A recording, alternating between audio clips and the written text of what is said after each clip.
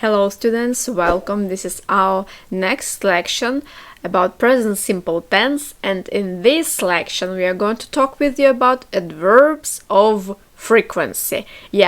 Or time markers or time expressions. This is the same meaning. So, meaning and use. Adverbs give us more information about a verb. Adverbs of frequency tell us how often an activity happens. So why do we need to use adverbs of frequency or time markers or time expressions? Because we have a huge meaning of the context. This is about time periods when something happened, when it will be in the future, and as you can see, adverbs give us more information about the main verb of the action. This is the main point here. There are many adverbs to choose from. Of course, we have a specific list of time markers, adverbs of frequency. I will call them time markers if this is a one word, time expressions if this is a phrase, or adverbs of frequency, and this is the same word, the same phrase. So for each tense, English tense, we have the specific list of adverbs of frequency. For present simple, every day, usually, sometimes, often. For past simple, last weekend, last night, last month. For future simple, next Monday, next month.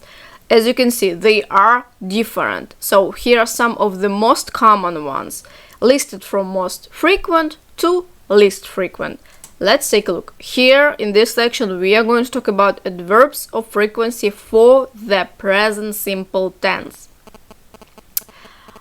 Examples. First, I always walk to work. I always walk to work. As you can see, I, subject, always, adverb of frequency, the main verb of the action, walk. The structure.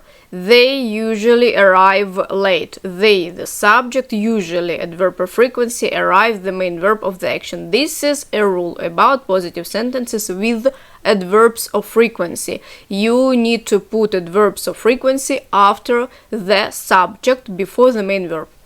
My father often forgets his birthday. My father, he, often, adverb of frequency, forgets, the main verb of the action. We need to add s because the subject he. He sometimes wakes up early. He, subject, sometimes. Present simple, time marker of repeated actions. Wake up's the main verb of the action. I rarely drink tea in the morning. Rarely. Sometimes, not so often. One word, rarely. After the subject I, before the main verb of the action, which is drink. And when, in the morning, this is also time expression, but in the morning, in the evening, in the afternoon, we need to put at the end of the sentences. One word or time expression or adverb of frequency that include one word, most often we need to put them after the subject, before the main verb of the action. If we have the phrase like in the evening, in the morning, every day, last month, this time expression, this phrase, we need to put at the end of the sentence. You hardly ever say you love me. Hardly ever. Two words, two time markers, but we need to put them after the subject.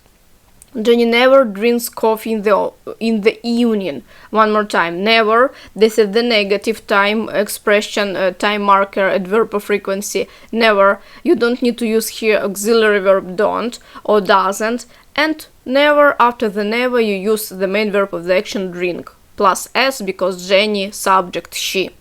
She never drinks. This is the negative sentence, or positive sentence with a negative adverb of frequency, if this is easier for you to understand the difference.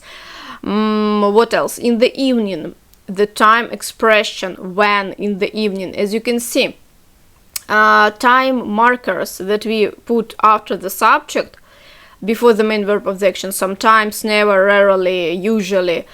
This is the meaning, how often I do it, how often she does it, And in the evening, in the afternoon, on Monday, on Sundays, when. Different questions and different position in the sentence. How to understand, how to identify where to put in the evening time expression.